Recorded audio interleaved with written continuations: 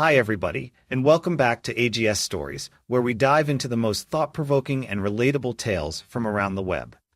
Today's story comes from the subreddit r/ATA, shared by user TechGuy2025. The title, ATA for kicking out my pregnant sister and her husband after they tried to take over my house? This one's a roller coaster, filled with family drama, boundary-breaking moments, and some tough decisions. Stick around to hear how one man stood his ground when his generosity was taken for granted, and let us know what you think in the comments. Now, let's jump into the story. At 32 years old, Ethan never imagined himself in this position. He was the proud owner of a cozy 3-bedroom house in the heart of the city, a home he worked tirelessly to buy.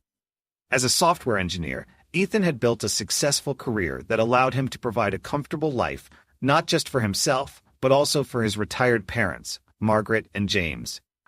After years of teaching in a quiet rural town, they had grown tired of the peaceful countryside and craved the excitement of city life. Wanting to repay them for all they had done for him growing up, Ethan offered them a fresh start, a place to call home without the burden of bills or responsibilities. Ethan covered everything: the mortgage, groceries, utilities. Every dollar came out of his pocket. Margaret and James, now in their late 50s, spent their days enjoying retirement, gardening, and watching TV. In return, Ethan enjoyed their company and found comfort in knowing he could provide for them. For a while, life was harmonious. Ethan claimed the master bedroom, complete with its own bathroom and walk-in closet, while his parents shared the second room. The third bedroom was reserved for occasional guests. It was a peaceful arrangement, one that worked well for all of them. But everything changed one morning over breakfast. Margaret casually mentioned that Ethan's sister Olivia and her husband Ryan were struggling back in their small town. Olivia, 30, was pregnant, and according to Margaret, they were looking for a little help. Ethan barely reacted. He figured they'd move closer to the city and find a small apartment. It wasn't until a few days later that Margaret sat Ethan down and dropped the real bombshell. Olivia and Ryan were moving in. "Just for a little while," she said sweetly, "until they get back on their feet." Ethan felt his chest tighten. He hadn't been asked, he'd been told. And as the days unfolded, he would realize that this little while was about to turn his entire world upside down. The day Olivia and Ryan arrived, Ethan felt a knot forming in his stomach. It wasn't just the luggage piled by the door or the way Ryan casually flopped onto the living room couch like he owned it. It was the unspoken shift in the air, the feeling that something precious, something peaceful, had been irreversibly altered. At first, Ethan tried to be accommodating. After all, Olivia was his sister, and she was pregnant. Family helps family, he reminded himself, even as he began noticing little things that grated on his nerves. Like the way Ryan would leave dirty dishes in the sink without bothering to rinse them, or how Olivia would sprawl out on the couch, taking up the entire space, claiming she needed to stretch for the baby. The guest room, initially set up as a temporary space for them, quickly turned into chaos. Clothes were strewn everywhere, boxes of baby gear appeared overnight, and the once tidy space became unrecognizable. Ethan bit his tongue. "It's temporary," he repeated like a mantra. But it wasn't just the mess, it was the entitlement. Olivia began making comments that, at first, seemed harmless. "This house is so much bigger than I expected. It must be hard to keep clean," she'd say with a chuckle, her eyes darting to Ethan like she expected him to agree. Then came the more pointed remarks. "The master bedroom is so spacious, it'd be perfect for us once the baby comes." Ethan would laugh nervously, brushing it off as a joke. But it wasn't a joke. One evening, after a long day of work, Ethan found Olivia and Ryan waiting for him in the living room. The tension was palpable. Olivia cleared her throat and launched into her pitch. "Ethan, we've been thinking," she began, her voice syrupy sweet. "With the baby on the way, we're going to need more space. It just makes sense for us to have the master bedroom. It has the walk-in closet and the private bathroom. Exactly what we'll need." Ethan blinked, stunned into silence. Surely, he had misheard her. "What?" he finally managed to say. Ryan chimed in, his tone matter-of-fact, as if they were discussing the weather. "It's only logical. The baby will need space for all the stuff, and you're just one person. Plus, you already have your office in the second bedroom. It's not like you'd be losing much. Ethan stared at them, his mind racing. Did they seriously think this was reasonable? That he'd just hand over the room he paid for, the sanctuary he'd worked so hard to create, because they decided it suited them better? I'm not giving up my room, Ethan said, his voice steady but firm. Olivia's smile faltered. Ethan, don't be difficult. You know this is what's best for the baby. Besides, Mom already said she thought it was a good idea. That was the final straw. Ethan felt a surge of anger rise in his chest. Mom doesn't pay the mortgage, Olivia. I do. And I'm telling you right now, you're not taking my room. You can stay in the guest room or find another place to live. The room fell silent.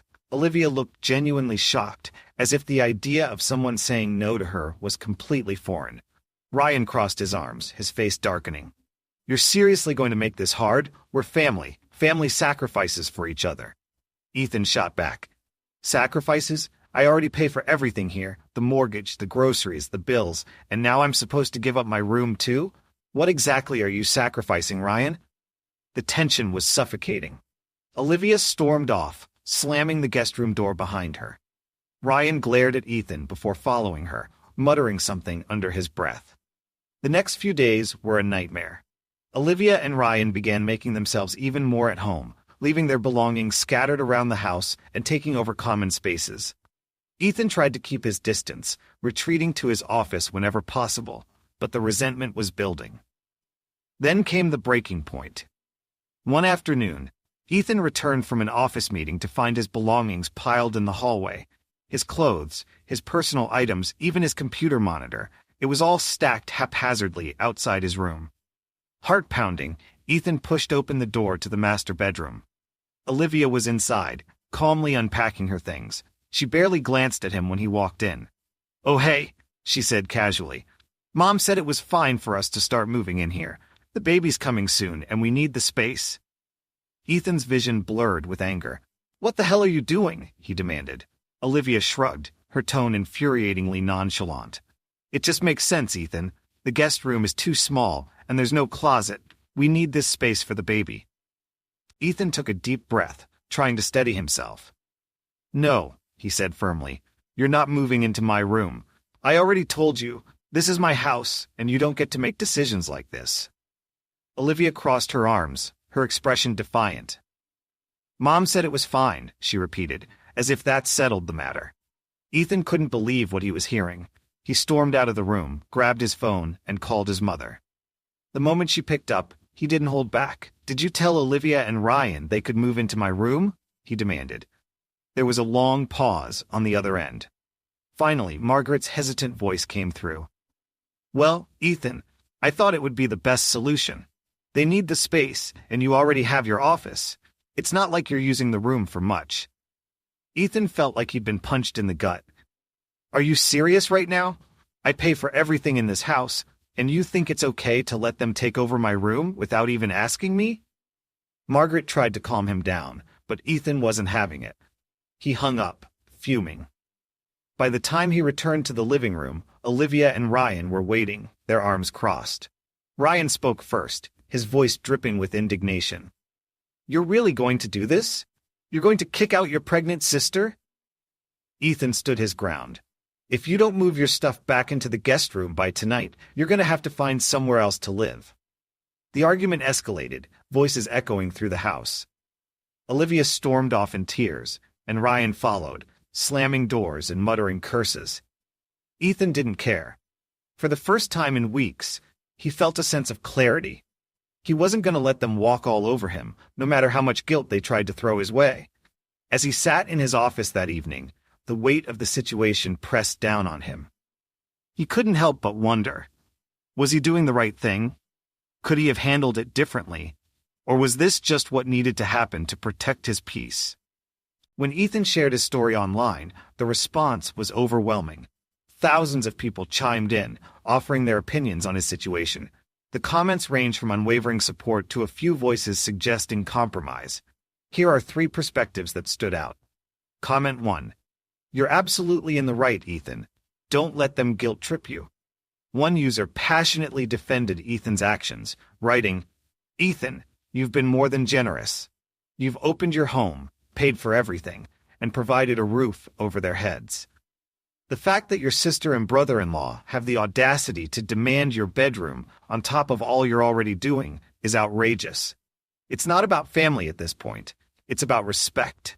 They're taking advantage of you, plain and simple. Stand your ground. This is your house, and you have every right to set boundaries. Honestly, you've been more patient than most people would be. If they can't appreciate what you're doing, they don't deserve to stay under your roof. Many others echoed this sentiment, applauding Ethan for standing up for himself and emphasizing the importance of maintaining boundaries, even with family. Comment 2. Consider a compromise. Maybe set stricter rules instead of kicking them out. Another user suggested a more diplomatic approach. I get why you're upset, Ethan, and you're not wrong to feel disrespected. But before you take such a drastic step as kicking them out, maybe try sitting everyone down for a serious conversation. Lay out your boundaries clearly. No more taking over your space, no more freeloading, and absolutely no more decisions being made without your consent. If they agree to those terms, maybe they can stay in the guest room until they figure out their next steps. Sometimes people don't realize they're crossing a line until it's spelled out for them. If they don't respect those rules after that, then by all means, ask them to leave. But at least this way, you'll know you tried everything. This comment resonated with some readers who believed in giving family another chance, but others were quick to point out that Ethan had already been more than accommodating. Comment 3. Family doesn't mean you owe them your peace of mind. One user took a firm but empathetic stance. Ethan, I've been in your shoes, and trust me, it only gets worse if you let this slide.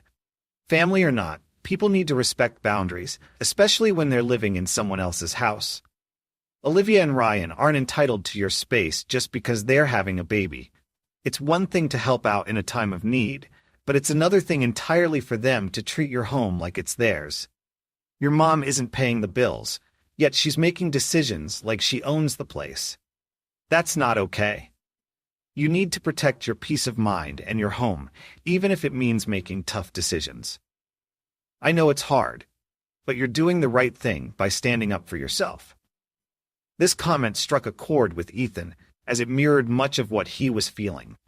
Many other replies agreed, reinforcing the idea that family dynamics shouldn't come at the expense of personal well-being or autonomy. As Ethan read through the responses, he felt a mix of validation and uncertainty. While the majority seemed to support his decision, the idea of compromise lingered in his mind. Was there a way to salvage the situation without sacrificing his boundaries, or was this simply a moment where tough love was necessary? The overwhelming support gave Ethan confidence, but the path forward was far from clear. After reading through the flood of responses to his story, Ethan felt a mix of emotions. On one hand, he was validated. Thousands of people agreed that his boundaries had been crossed and his frustrations were justified. But on the other hand, the idea of compromise stuck with him. Could he salvage the situation without throwing his family out? Was there any way to make them understand how much they were hurting him? Ethan decided to give it one last shot. The following morning, he called a family meeting. As they all gathered around the living room, the tension in the air was palpable. Olivia sat on the couch, arms crossed and clearly still upset. Ryan leaned back, looking annoyed, while Ethan's parents exchanged uncertain glances. I need to make something clear, Ethan began, trying to keep his voice steady. This is my house. I bought it, I pay for it, and I've been more than willing to share it with all of you.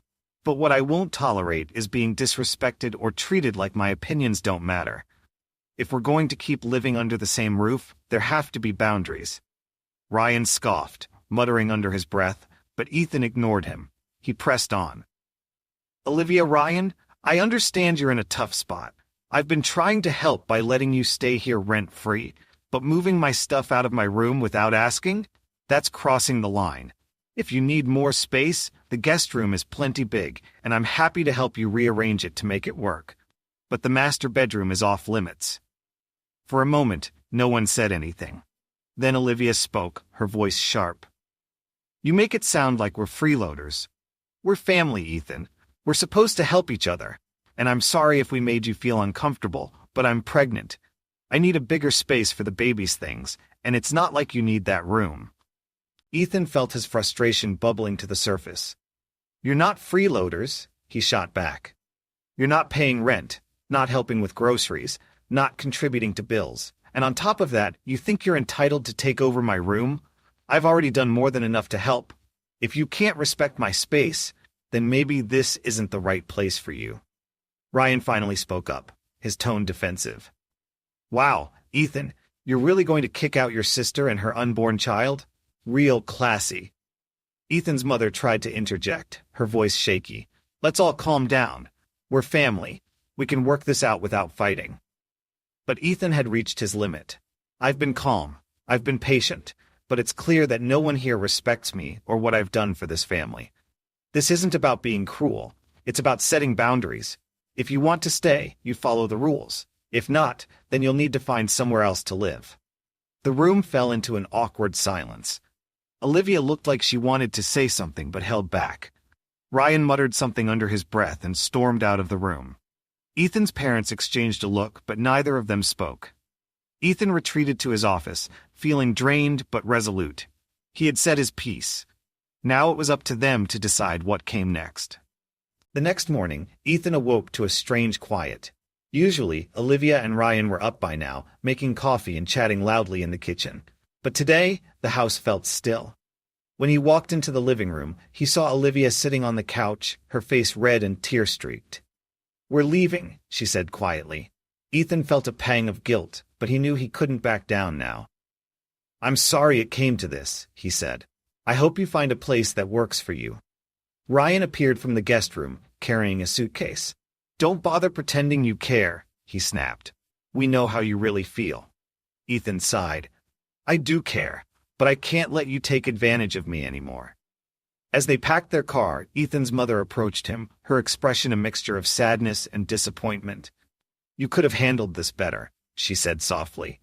"Maybe," Ethan admitted, "but I'm tired of being treated like I don't matter.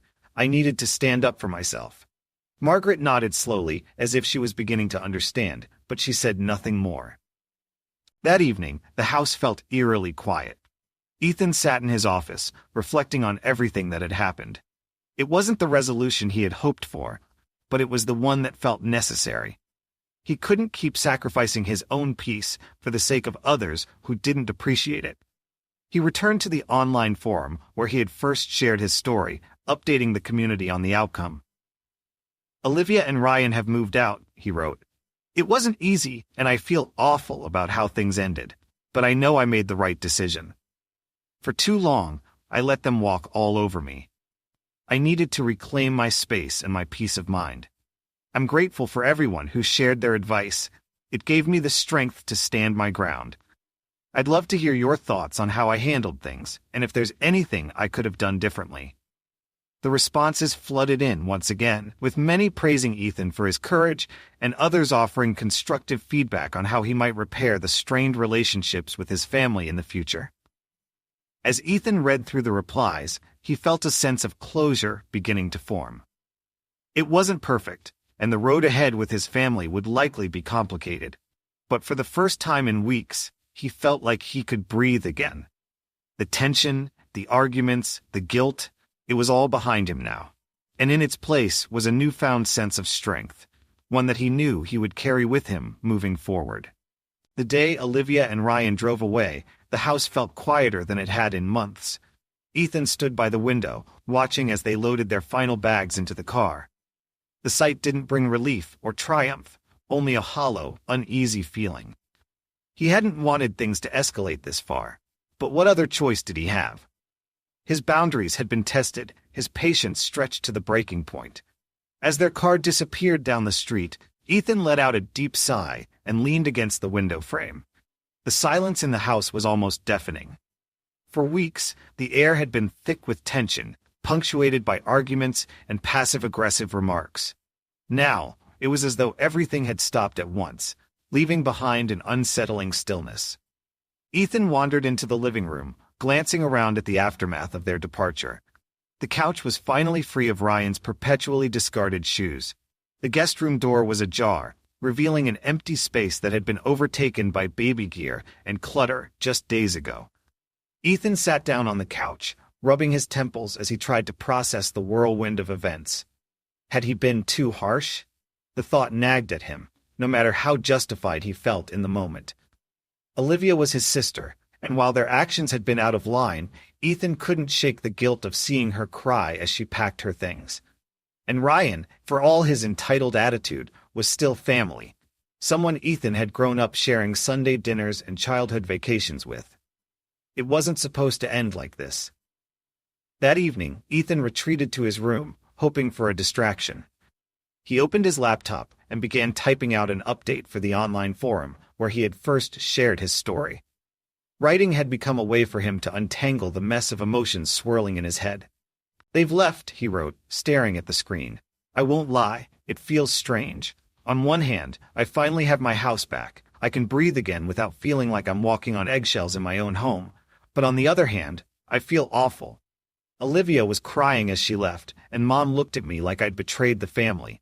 I can't help but wonder, did I go too far? As Ethan typed, his fingers hesitated over the keys. He hated how conflicted he felt. A part of him wanted to stand firm, to tell himself that setting boundaries was necessary and that his family had taken advantage of his generosity. But another part of him, the part that grew up believing family always came first, couldn't help but feel like he'd failed them somehow. The replies came in quickly, and Ethan found himself scrolling through a sea of supportive messages. "You did what you had to do," one person wrote. "Don't let the guilt get to you. They disrespected your space, and you had every right to reclaim it." Another reply struck a chord. "Setting boundaries doesn't make you a bad brother or a bad son. It makes you someone who values their own well-being." It sounds like Olivia and Ryan needed a wake-up call, and maybe this is it. Ethan leaned back in his chair, letting their words sink in. He wasn't sure if they made him feel better or worse. Deep down, he knew they were right. He had to stand up for himself.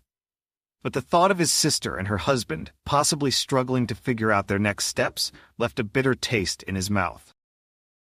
The next morning, Ethan's mother knocked on his bedroom door. "Can I come in?" she asked softly.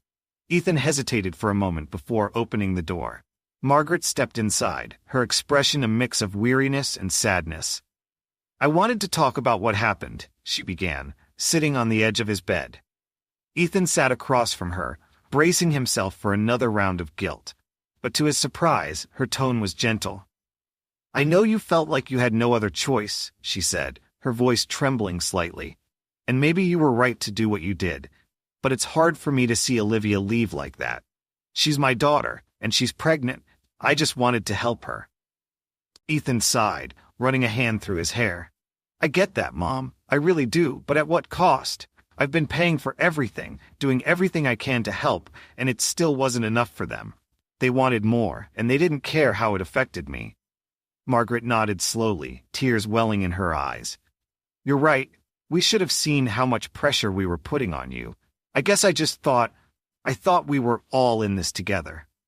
Ethan's voice softened. "We are, Mom, but being together doesn't mean ignoring boundaries or taking advantage of someone. I need you to understand that." Margaret reached out and squeezed his hand. "I do, and I'm sorry. I didn't realize how much we were asking of you until it was too late." They sat in silence for a while, the weight of the conversation hanging heavy in the air. For the first time in weeks, Ethan felt like they were finally on the same page. Later that day, Ethan decided to focus on reclaiming his space. He cleaned the guest room, rearranged the furniture in the living room, and restocked the fridge.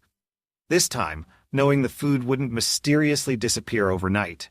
As he moved through the house, he felt a sense of calm he hadn't experienced in months. But the guilt still lingered.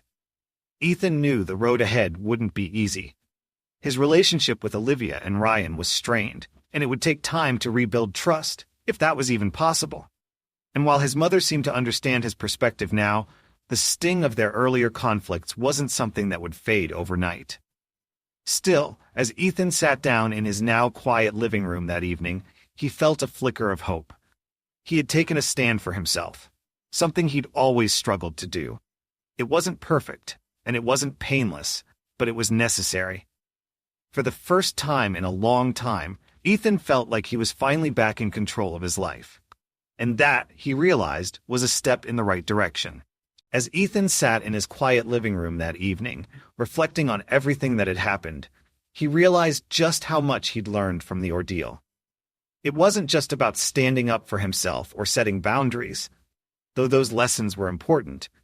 It was about understanding the complexities of family dynamics and the courage it takes to protect your own peace. One of the biggest takeaways for Ethan was that boundaries aren't selfish. They're necessary. For so long, he had felt guilty for wanting to draw a line, as if doing so made him a bad brother or an ungrateful son. But through this experience, he'd come to see that boundaries are a way of valuing not just yourself, but also the relationships that matter to you. Without them, resentment festers, and love can quickly turn into bitterness. Ethan also realized the importance of communication. Much of the tension with Olivia, Ryan, and even his parents could have been avoided if they had all taken the time to talk openly and honestly from the beginning. Instead of assuming, demanding, or avoiding the hard conversations, they could have worked together to find a solution that respected everyone's needs. But the hardest lesson was understanding that you can't always fix everything. As much as Ethan wanted to help his family, there came a point where their expectations crossed a line. Recognizing when to step back, even when it hurts, is one of the hardest things to do, especially with loved ones. For Ethan, this journey was about reclaiming his sense of self and learning to prioritize his own well-being. It wasn't easy, and it came with its fair share of guilt and heartache. But it also brought clarity, strength, and the realization that it's okay to put yourself first sometimes. To those who might find themselves in similar situations, Ethan's story offers a reminder.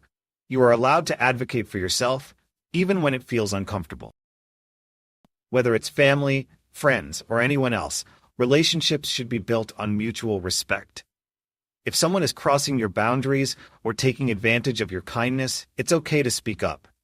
It's not about being selfish. It's about protecting your mental and emotional health. Now, Ethan is taking things one day at a time. His relationship with Olivia and Ryan may take a while to mend, and his parents are still adjusting to the changes. But he feels more at peace than he has in months. The house is his again, a place where he can breathe, work, and relax without the constant tension. As we wrap up Ethan's story, I'd love to hear from you. Have you ever found yourself in a situation where setting boundaries was necessary, even with family? How did you handle it? Let's share and learn from each other in the comments below. If you enjoyed this story and want to hear more like it, don't forget to hit that like button and subscribe to AGS Stories. We're here to bring you relatable, heartfelt tales that make you think, laugh, and sometimes even cry. Your support helps us keep creating content that resonates. And remember, boundaries aren't walls to keep people out. They're bridges to healthier, more respectful relationships. Thank you for watching, and we'll see you in the next story.